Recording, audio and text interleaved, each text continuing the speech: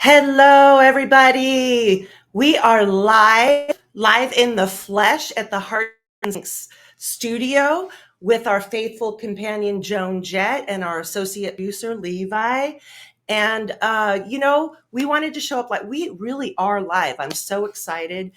And I wanted to let you know. So yesterday was our 2-year wedding anniversary. Yes. Yay! And tomorrow, Full of joy. yes.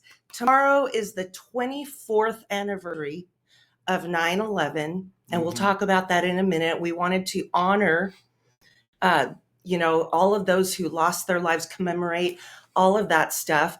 We were going to talk about gut health. Mm-hmm. I just can't. Mm-hmm. I'm so mad right now, and I hope you guys don't get mad that we're going to get real here. Right. We're going to get real because we have to. There have been some things this week, some very, very hateful, hurtful things, and we want to welcome you to comment because we are live right now. How do you show these? You said that we could show them. See, we are live, and we see Tamara. We see. Yeah, congratulations. Oh my gosh. Yes. Love you, Tamara. We're so glad you're here. Oh my goodness. Bye. We want to welcome people to comment on today's incident with Charlie Kirk and also Iryna. The girl on the bus, poor young from girl Ukraine, on the bus. It's just crazy. 23 years old. And we're just in shock. I'm trying to process this. People, there is an assault on life. Mm-hmm. That's all you can say about it. A gun, a knife does not have a conscience. Okay? Mm-hmm. A car, a bus, a train. Are we going to start banning trains and buses? We can't do this, people. We have to start training our young and training our people to love and yes to value life. Yes, I want to make this clear that we don't want to fester the anger. We don't want to make it worse. We want, for us humans, for us Americans, stand up in love, okay? And we take a stand, just like this song that we wrote, and we're not, trying to plug our song, but it's called Shine, and it happened right after that school shooting. And that's another thing, Levi, that the school shooting that we just heard about in Colorado. What is going on today? It's just unreal. Right. And we have an amazing guest today. His name is Phillip Woolfolk, and we're so excited to introduce you to him. And we don't want to take away from that, but we wanted to show up live because we truly want to process this and and spread let's try to come up with some healthy action. So now when we wrote that song Shine, there was a deliberate attack on prayer. Okay, so because people say, oh, we need to pray about that situation, not worry about the guns or whatever, but pray. And the thing about it is that our mindset in that song Shine was that picture this, you're in a mall. Okay, you're in a mall and a shooter comes up in the mall and there's 50 people all around the shooter. Those 50 people need to go and tackle that shooter and get him down and stop it before it keeps going. Yeah, and we have that line when there's 50 running to the fire. Right. All right. To oh my gosh, if we all just stood up together, unified. Stand up, unified instead together. Of being divisive, right? I mean, this isn't about whether you're one belief or the other. This is about humanity. This is about love. Right. And and we're gonna talk a little bit about Charlie Kirk because this is just a horrible assassination that happened today. Wars start on assassinations. And it's just horrible. And we don't want a war to start. This is a war on life. And we need to address that, the war on life. And I'd love to pray for Charlie Kirk's family now, who were there to witness this. We stand in unity with the families. Yes. God bless them. And it's. I just can't even imagine. I can't fathom. No matter what side you are on, now think about this. there's at least 100 million people in this country on either side, polarized on either side. We can't let one person, destroy Evil, unity in America. It's just, that's not common sense. If Charlie Kirk was anything, he was total common sense. Okay. That's what he was trying to do. He wanted the country. And if people couldn't stand up to that, that's on them. But, we need a new definition for what a martyr is, people. Because if a martyr is someone who stands up for their beliefs, but if they have to be snuffed out for speech, that's not right. That's okay, totally so not right. Rockstar Diaries is here. It's called Healing Out Loud, because we truly feel that if we all heal out loud and as a community, that it helps, right? And we're all about bringing music and, yes, comedy, right? We wanted to start strong with this, so we hope that you enjoy this guest. I mean, he's an amazing guy, and we hope you enjoy the little bits that we have. And keep commenting, because we are watching everything, and we love it that you guys are showing live. Oh my God. I am just in awe right now with how many people are live here with us today and commenting. And yes, Tamara, stand for love, LOVE. We need to bring hearts in sync around the world, okay? Not hearts divided, hearts in sync. Yes. All right, let's go.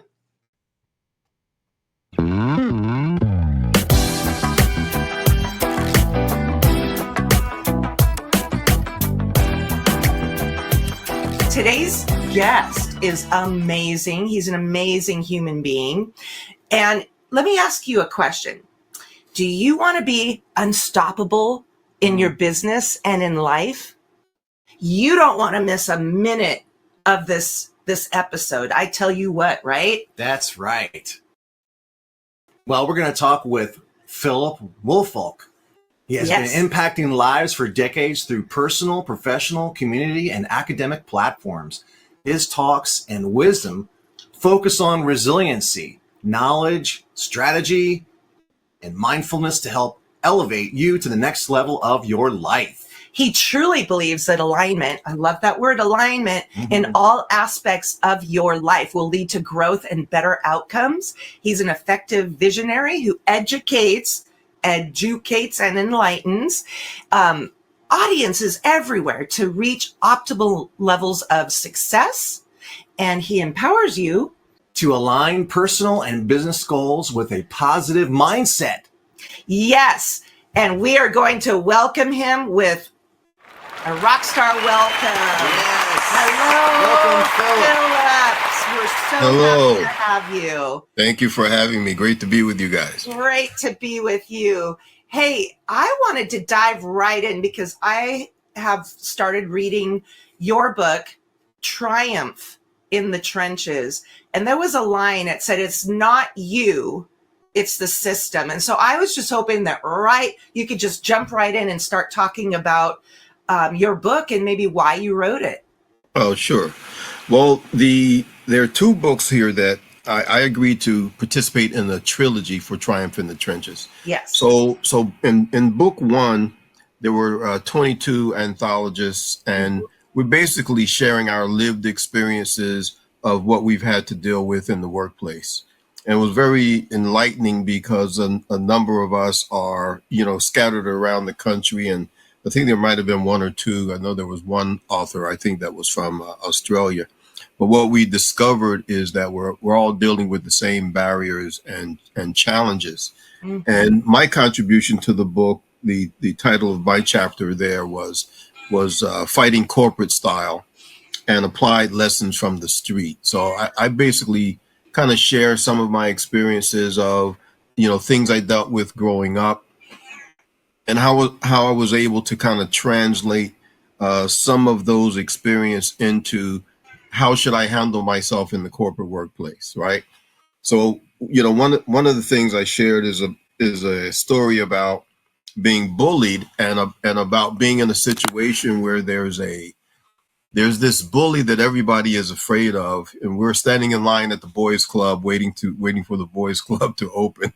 This bully takes this guy's spot, and he sheepishly walks to the back of the line, and the bully catches me staring at him. And so I must have had the look on my face that, you wouldn't be taking my spot. That's all I know. So he walks over and attempts to hit me. Before I knew it, I had punched him in the nose, right? Oh. And in that split second, I'm thinking, oh boy, it's on now. We're going to be rolling around on the sidewalk.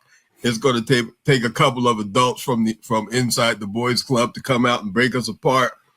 But that didn't happen. Instead, what happened, I was thinking, everybody's afraid of this guy, but I've never seen him fight. So I don't even know if he can fight. So anyway, he puts his hand up to his nose. He looks at his hand and he says, "You made my nose bleed," right? And then he walked away. So I told the guy in the back of the line he could have his line back and his spot back in line. But I relate that story to an experience I had in my banking career, right? Mm-hmm. So I had been with this bank for a number of years, and there was a new senior vice president. And I had a large office, and the office that I had there had 2 desks. And so it was known throughout the organization, you can use the spare desk when you're in that office. Phil has a spare desk. Feel free to use the spare desk. And that had been the case for years. My door was never locked. If I was in the office, you were welcome to use the spare desk. And I get a phone call from my boss. My boss says, he's a senior vice president, right? I said, yeah. I said, well, he's a senior vice president. You're a senior vice president. And both the chief operations officer and the CEO have used the spare desk of my office. Nobody has been disrespectful. Everybody has played nice in the sandbox. For some reason, this guy wants the whole office. So he said, well, you got to handle that, Phil. I said, well, I've already handled it. The spare desk is in the mailroom. So that was my way of taking my street experience and kind of transitioning it into the workplace without punching someone's lights out. Bullies come in all shapes and sizes. We wrote a song that talks about bullies in the playground, bullies in the office, and metaphorically, the bullies when you get older, like cancer and things that bring you down. Mm-hmm. I'm not laughing about it. It's just bullies do come in all shapes and sizes. The bullies in your head. Yes. Yes. Absolutely. But Absolutely. Storytelling, what a powerful way to, express your transition from the playground to the office, right? Yes. And I tell my daughters all the time, you're dealing with people who you never know what the straw to break the camel's back is going to be with people, right? You don't want to be that person who presses their button at the time where all their buttons have been pressed, and the next button is going to be a problem for somebody, right? So you gotta let things go and not not decide that you're going to get even. So I stayed in the slow lane, put my cruise control on. One of my favorite people and authors, Mel Robbins, she wrote a book called Let Them. You may have heard of it. It's amazing. Okay. She talks about how we can't control others' behavior in so many different ways. We can't always control what happens on the outside, but we can control how we respond. Oh, and absolutely. Given so many amazing examples. It could be a family member. It could be, drivers on the road. But Oh yeah. Well, I think in the final analysis, there are lots of things that happen in life that we have no control over. Right. But the thing that you do have control over pretty much all the time is your own attitude and absolutely and how you respond to whatever is happening. Right. Well, we're going to take a short recess break right now and be right back with Phillip Woolfolk.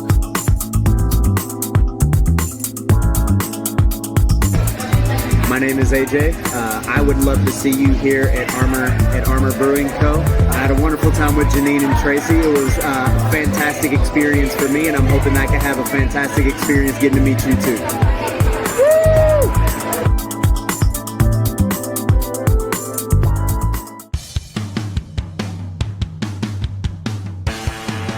Whether you're looking to buy, sell, or invest, my team and I are happy to help. We work across all price points and specialize in helping clients relocate from anywhere in the country. Give me a call, 214-708-2450.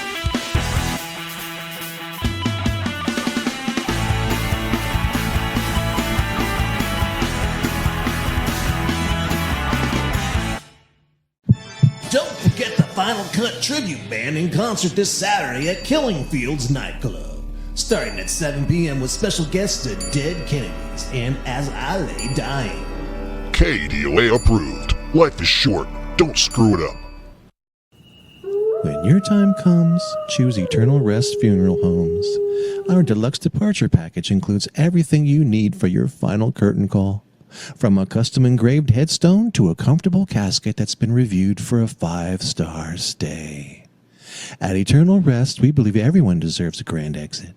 That's why every casket comes equipped with a top-of-the-line sound system and a microphone so you can finally get a word in edgewise. Our advanced Wake the Dead technology ensures your last words will be heard not just by your loved ones, but by everyone in the neighborhood. And yes, our sound systems are pre-tuned to KDOA radio. We even have an electric fence buried near your tombstone. If anyone dares to pee on your grave, they will remember you for a lifetime. Eternal Rest Funeral Homes, making your eternal rest sound more lively than your life. KDOA approved. Life is short. Don't screw it up. Now, back to the music someone died for. Here's an update on the weed. Look how tall it's got. My goodness.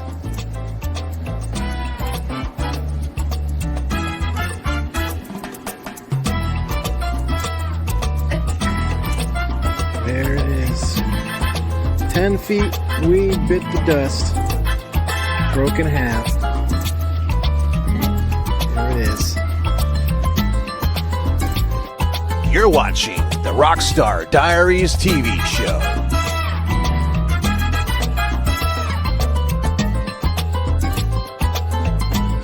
Welcome back to Rockstar Diaries. We are here with our friend and amazing human being, Phillip Woolfolk. And we are hoping, because you're all about being unstoppable and you mentor and you do huge speaking engagements all across the country, which just fascinates me because it's helping businesses be unstoppable. Mm-hmm. Can you give some tangible, some quick tips? Nothing's quick, but yeah, in life, but where our audience can take that with them and make immediate changes in case they're stuck. Oh, sure. Well, one of the things I've found is that, as you're journeying through life, you have, just like when you're traveling through neighborhoods, sometimes there are speed bumps, right? Yeah. And those speed bumps will slow you down unless you want to, have some major damage to your car or end up being airborne if you're going too fast, right? So these speed bumps are designed to slow you down.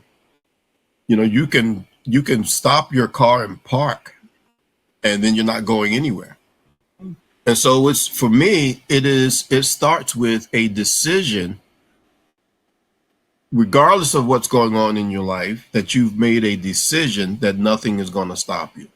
Whatever the case may be, you're pursuing a worthy goal, and that makes you successful. So sometimes we get twisted up into thinking that success is way out there somewhere and that you're not successful until you get there, right? Right. Yeah. Your success starts with, this is my goal. Mm-hmm. This is what I'm pursuing. Mm-hmm. And as long as I'm pursuing that a little bit every day, then I'm successful. Once you get there, there are new goals and new opportunities, and so it's an ongoing thing. So this idea of pursuing something is part of what we do as humans to continue on. It's not like you reach that certain point and decide, okay, that's it. I can sit in front of the TV and watch TV. I can just zone out now and relax, right? No relaxing. Yeah, so you got to keep going. I mean, it reminds me, a couple of years ago, a friend of mine asked me when I was going to retire. So I'll let you know at 95 when I'm going to retire. But my plan is for the next 30 years to be writing, speaking, coaching, and working with folks and trying to be as impactful as I can to help other folks get to where they want to be. I want to butt in just real quick because just this morning, so one of my mentors is Brandon Bouchard, and okay. I made that well known on our show, and he does these daily fires. And this morning he was speaking about aim and resolve. So when you have a goal, you resolve in your mindset that you will, not might, you right. will reach that goal, right? And he and I gave up the corporate world a couple of years ago to do this full time and not have a plan B. We know it is working. It will work. In the past, I tried to start a new venture, a new business. I did not have that mindset all the time. Right. I would always lean on my plan B. Well, if it doesn't work out this time, then I could just go here. This time around, we had absolutely no plan B. We know we have a higher power too, so we're being driven by the Lord, but absolutely no plan B.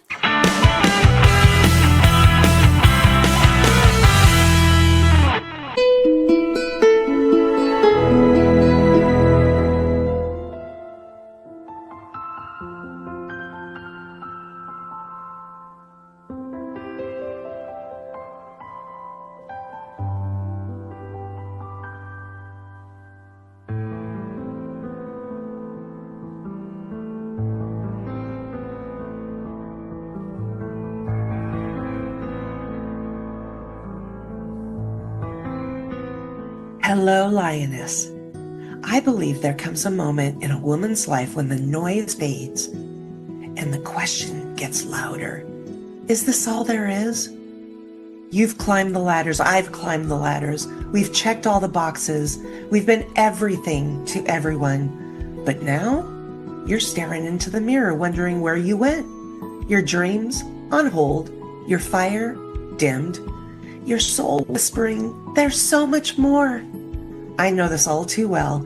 In 2010, I was serving everyone but myself, bleeding internally, running on fumes, smiling on the outside, drowning on the inside, until my body literally slammed the brakes. I collapsed walking up a flight of stairs and I flatlined. Then I was held, arms around me, a peace so unshakable, it erased every earthly burden. I heard the whisper, "You're not done yet. Your best is yet to come." And when I came back, everything was different. Once you've been wrapped in that kind of love, joy, and peace, you can never go back to living small. My intention, Lioness, is to guide you back to the best version of yourself through storytelling, soul work, and hands-on actionable steps. I want to reach the ones who feel invisible, stuck or numb or burnt out. I was there. I want my story to be a spark, proof that even in the darkest places we can rise, we can reclaim our joy and self and come fully alive again. This is your call to rise, Lioness. Welcome to the Badass Lioness Tribe, a fierce soul-fueled sisterhood where burnout becomes boldness, wounds become wisdom, and your voice becomes the weapon of impact that you were born to carry. Here, we don't settle. I went from being a wallflower to speaking and singing on stages around the world, being an international best-selling author, and being a host on a national TV show. Here, we reclaim our power through storytelling, confidence, purpose, and presence. From vocal coaching to stage performance, from healing trauma to goal mastery, from surviving to leading. Myself and a badass power-packed cast of women, including radio celebrities and international best-selling publishing companies and authors with decades of knowledge and experience, help you to rewrite your second act on your terms. Nope, this isn't just a course, it's a revolution. It's hands-on, like I said, from the experts. If something deep down inside just whispered, yes, I want more, then lioness, it's time to rise. I'd love to gift you something powerful to begin your journey, the free Lioness Rescue and Resource Guide. This guide was born out of my own story, someone who seemed to have it all on the outside, but was quietly fading on the inside. I had to reclaim the pieces of myself that had been buried, and eventually I had to roar louder than any doubts and step back into the spotlight of my own life. Now it's your turn, Lioness. Scan the QR code or visit www.badasslioness.com. BADDASS Lioness.com to claim your free guide. You'll also be welcomed into a brand new, growing Lioness community, an empowering circle of like-minded women who are rising together. Don't let another day slip by. It's time to reclaim your greatness and step boldly into the life you were born to live.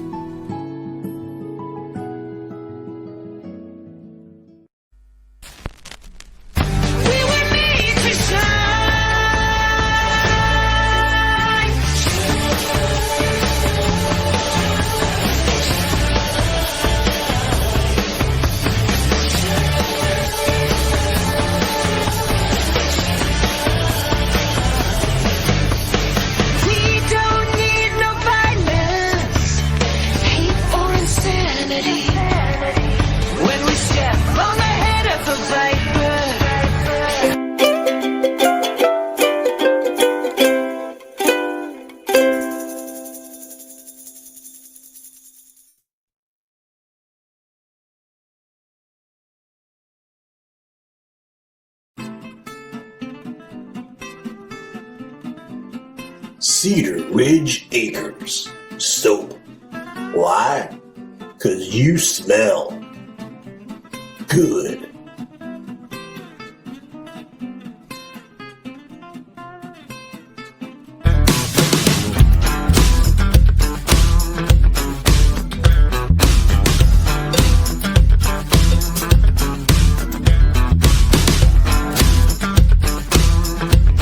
I love your story, how you managed to really go to the top of the banking industry. Yes. And yet you found ways to help people in economic stress and things like that. Yes. What you were doing.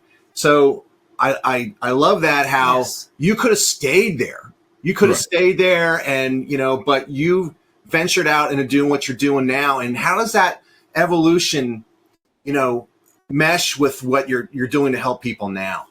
Well, I tell you, I had an experience back in, I guess it was 1986. The first bank I worked for was acquired by a larger bank in 1986. I started there in 1979.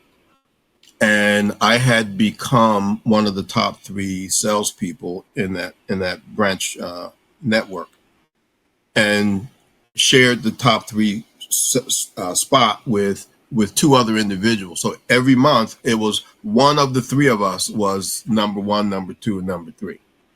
So we were the top wage earners as it relates to commission. So this bank comes in and decides they're going to get rid of commissions, right? So they take us to this corporate dining room, and everybody's kind of going around the room, talking about how great the acquisition is, more products and services and more value for the customers and all that. And so, kind of circles around to me, and I just had one question. Those of us that are, making good money from on the commission side, now that you're getting rid of the commission, are you going to raise our base pay to compensate for that loss? Right? So you could hear a pin drop. That's what was on everybody's mind. I'm not sure. Maybe it was the fine china and the gold rim plates that had everybody bamboozled. But you give me my own money, I'll buy my own dinner and lunch. Mm-hmm. So the guy said he didn't know, right? And when you grow up the way I grew up, you get a good sense of people and what they say and whether or not they're body language is congruent with what's coming out of their mouth and all that. So I immediately calculated that this guy is lying. He just doesn't want to say it in front of all these folks, right? So I decided then, okay, I'm not staying because I'm not taking a pay cut. I don't care what the what all the niceties and all of this is going to be. So ultimately, I resigned and went to work for another bank and made up the difference in base pay and whole 9 yards. But what that did for me is it made me decide that I was not going to be in a situation again where someone was going to be controlling my destiny as it related to pay. So I had already started in the real estate business as a real estate investor. I owned a few properties by then. So I continued along that path. At the same time, I decided that I needed a resignation letter handy. So I spent most of my banking career with an unsigned resignation letter in my briefcase. And there were times along the journey that I would call somebody up, and I had a situation where one of the supervisors I thought was quite disrespectful, didn't like the way he was talking to me, didn't like his tone, and he left my office. I think before he left my office, he said, you think about this and let me know what you want to do, right? So he left, and I thought about it, and then I called his office to find out where he was headed from there. And I called that office and said, Jerry is headed over to your office. What's your fax number? I took out my unsigned resignation letter, signed it, dated it, and faxed it over to him. And so that kind of attitude for me has kept me grounded in the fact that, New Jersey is an at-will state. What that means is that they don't need a reason to get rid of you, right? It's just, it could happen at any time. So my attitude was, you can get rid of me at any time. I could also get rid of you at any time, right?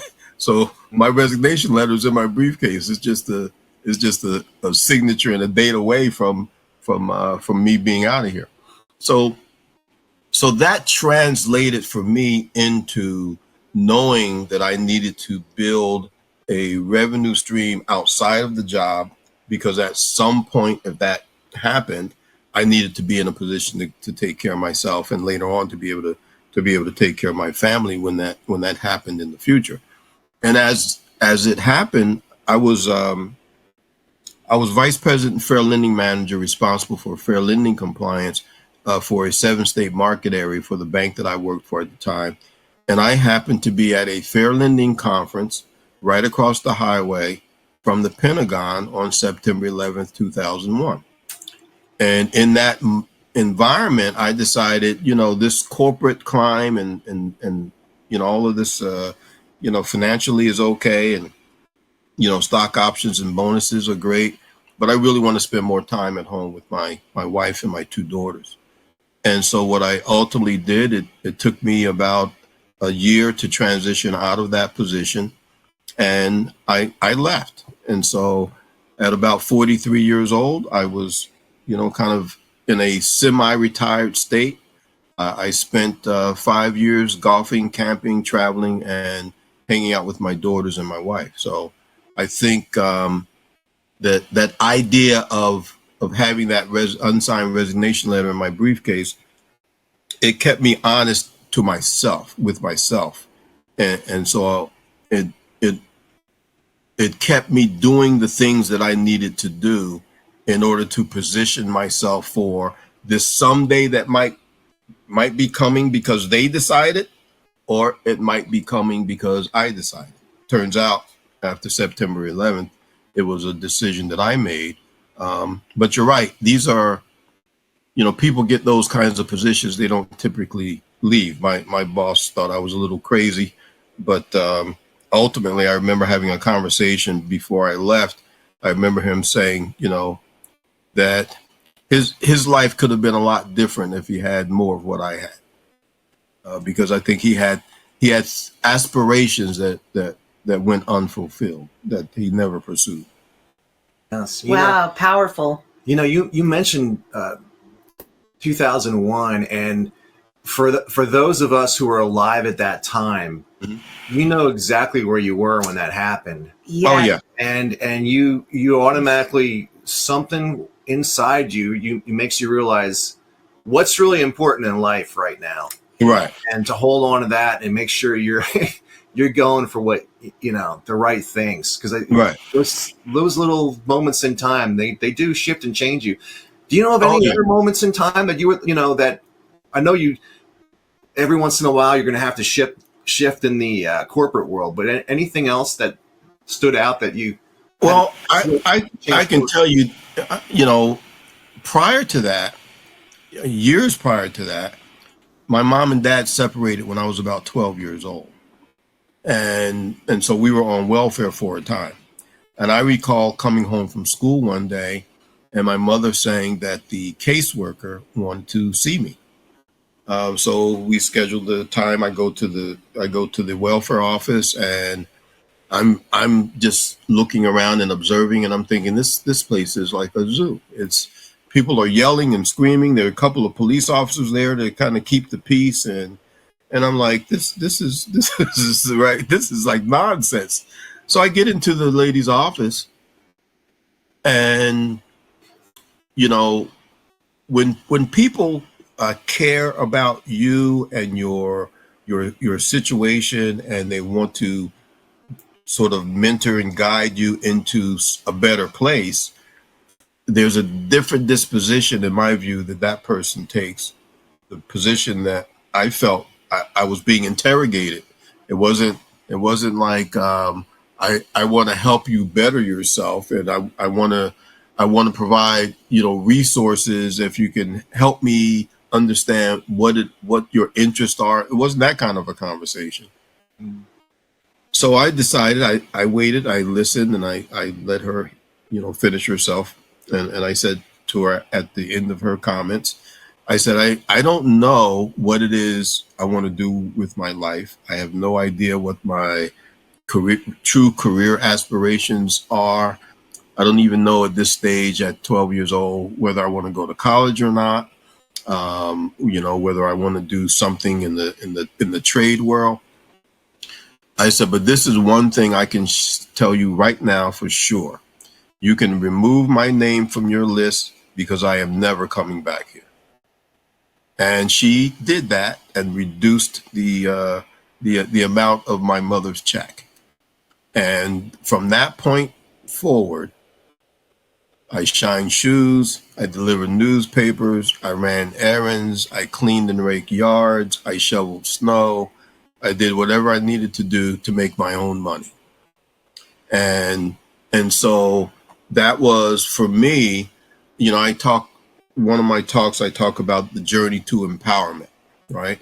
So that for me was an early stage part of my journey to empowering myself to not be let down, put down, or ridiculed or treated in any kind of way that put me in a position where I was going to go along with you just because you had the upper hand. No, I'm not doing that. And so, you know, when you talk about those transformational moments in your life, that was one of them for me. That's excellent. We call them origin stories as well, that trajectory change. We're going to take another quick break. Right back with Mr. Phillip.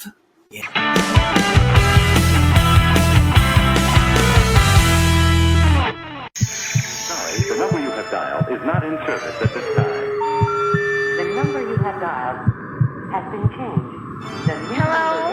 KDOA. Kill Dead on Arrival. We only play dead musicians' music. I guess you are all wondering why K-Love isn't on the dial. Well, we switched formats to KDOA. A word from our manager, Mortimer Graves. Yes, to our listeners, we've received a complaint. Our lawyers are belly up on their grenade to avoid litigation and prevent our lights from going as dead as our ratings. We've hired the plaintiff. She's now our weather and traffic girl. Now, if you excuse me, I have to go find a new intern. Our last one quit to become a roadkill chef. because the work is less demanding. Thanks for your attention to this matter.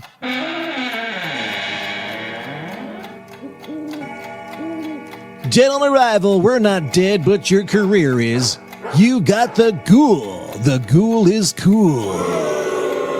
Welcome back to Dead on Arrival Radio, KDOA. It's 5 a.m. on the dot, and you know what that means. Time for the most inaccurate, yet somehow legally binding weather and traffic report with the one and only former frustrated caller, Karen. Brought to you by the law offices of Dewey, Cheatham, and Howe. We'll get you a settlement, even if we have to make one up. Karen, you there? I'm here. Yes, I'm here. Just 1 second. Sounds like our favorite former complainant turned colleague is already stuck in the morning commute. What's the holdup, Karen? The 405 looking a little backed up? No, not the 405. It's the drive-through line. It's an absolute shambles. I just heard this guy ahead of me order a Moco Verde Grande, and in Spanish. What is that, a large green booger? Really? Even I know that. It's gonna be one of those days. Okay, we'll try to find that on the traffic report. What's the weather like from the front seat of your Buick? I hear there's a 100% chance of passive aggression in the air. Yes, it's quite human, Mr. Ghoul. I'm getting a little bit of condensation on the window, and I'm not sure if it's from the weather or my sheer frustration. Slow. Oh, it's my turn. Welcome to Coffee Coma. Can I take your order? Yes, I'd like a medium-sized coffee, please. Medium. Okay, and for the type of coffee? I need a triple shot, non-fat, sugar-free mocha latte with whipped cream and sprinkles, but only the little heart-shaped ones, okay? And it needs to be made by a barista named Jennifer. She knows she's live, right? Sir, we don't have sprinkles and Jennifer is on break. Hey, I am a ma'am, not a sir, and if you don't have Jennifer, you need to find her now. I have a contract with this radio station that specifically says my needs, no matter how unreasonable, must be met. This is a matter of litigation. Well, folks, it looks like Karen is predicting a major traffic jam on the I-drive-thru, and the weather forecast is a mix of high pressure and legal precedent. This has been your Dead on Arrival weather and traffic report. We'll be right back after the break. Don't touch that dial, or my marriage is dead on arrival if I lose this job. Hello, Caleb. KDOA approved. Life is short. Don't screw it up. Listen to a canned message from someone with...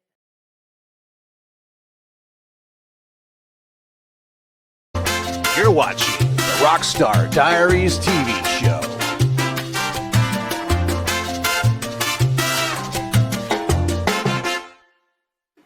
Welcome back to Rockstar Diaries TV show. We having a great time talking with Phillip Woolfolk.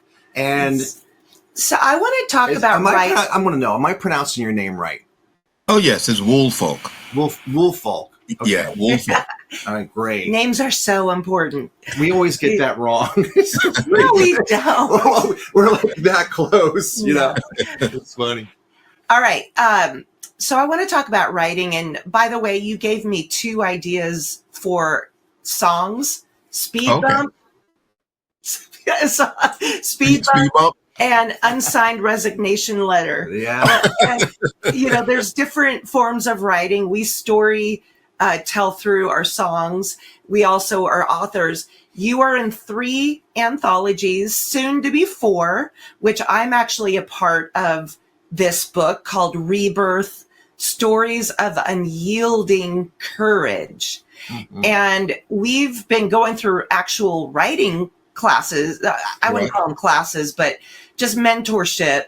Right. And they talk about the 5 senses, and the way you pull people in is you get deep down, real, authentic. You want to take them to that spot in life that you're talking about.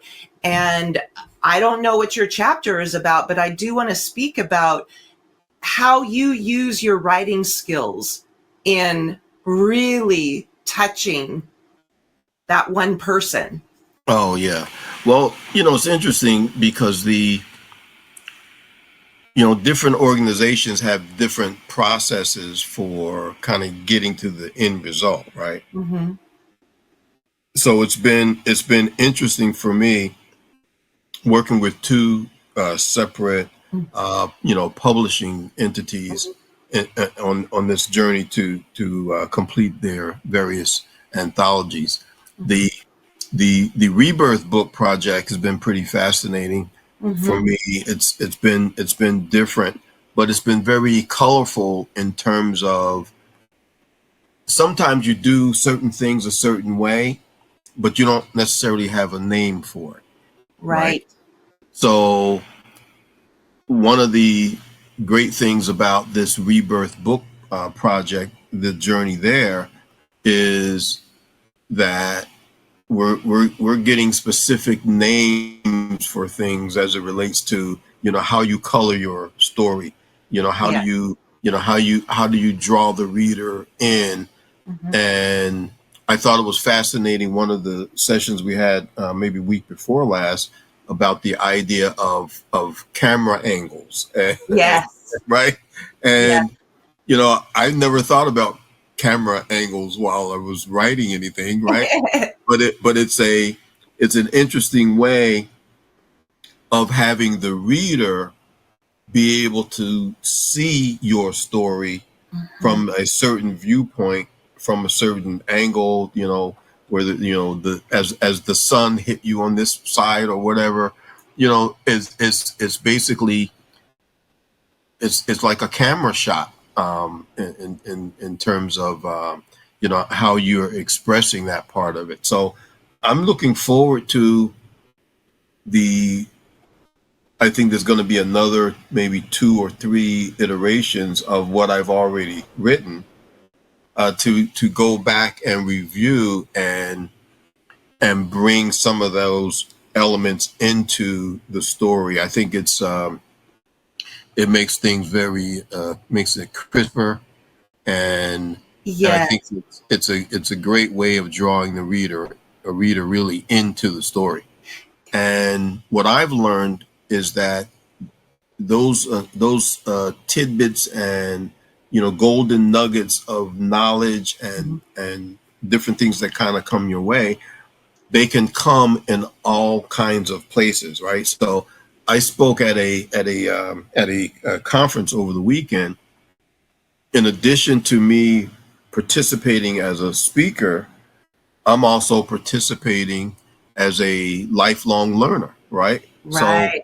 So somebody's going to say something that is going to resonate with me, that is going to be, you know, something I could use at some point in the future. Right.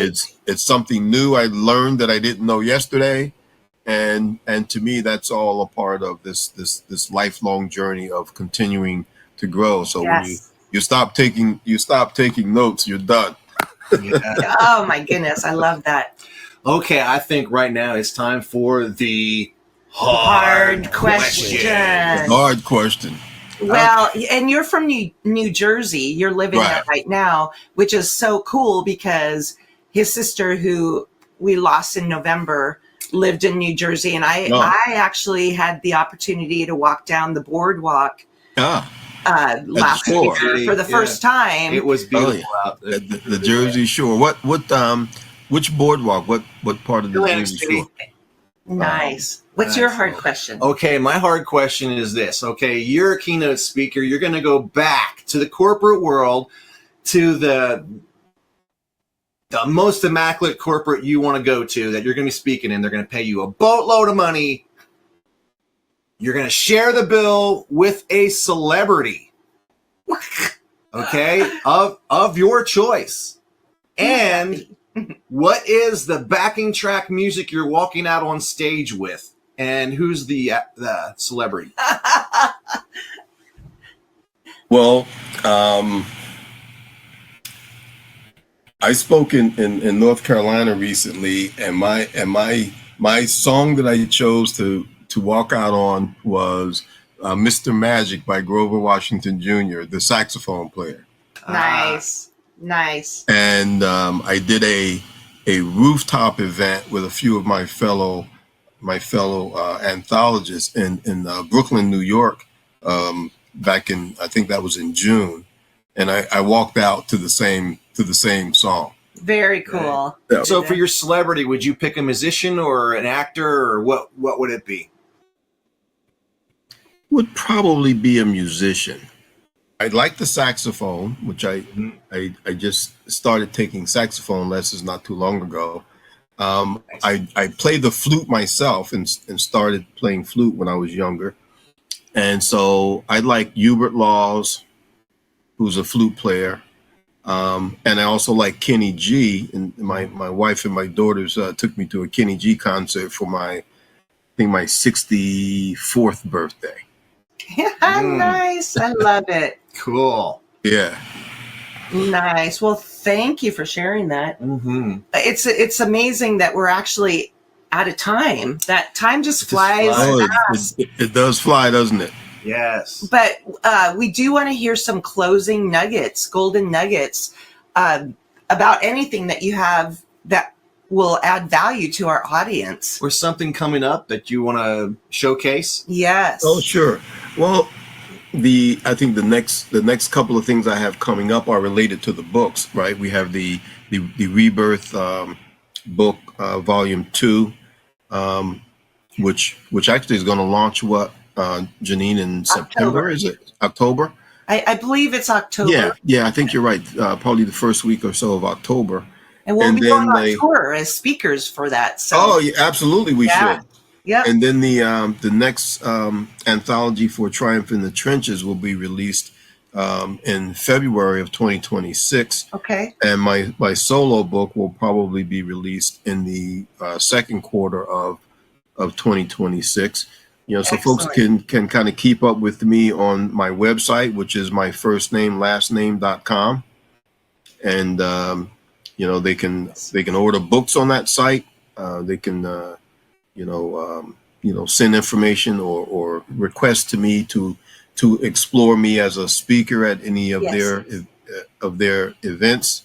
And I'm also doing some coaching, and I have a 10-hour package and a 20-hour package that's kind of gets me in with folks who are looking to expand and grow their businesses, or sometimes it's people who are aspiring to be entrepreneurs who haven't quite gotten started yet. Nice. Well, people, you can't do wrong with Phillip. He's a man of the heart of gold. Yes. And we are so grateful for having you on the show today. Thanks for being with us. Thank you so much. I'll see you soon.